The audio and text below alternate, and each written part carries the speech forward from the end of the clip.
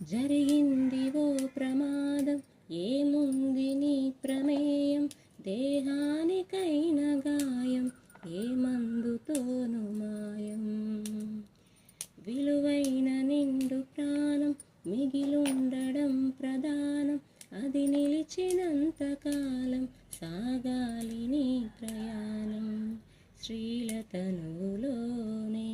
శీలమున్నదంటే పురుష స్పర్శతోనే తొలగిపోవునంటే,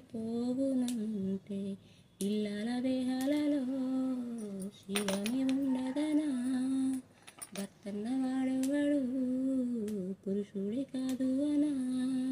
శీలం అంటే గుణం అని అర్థం,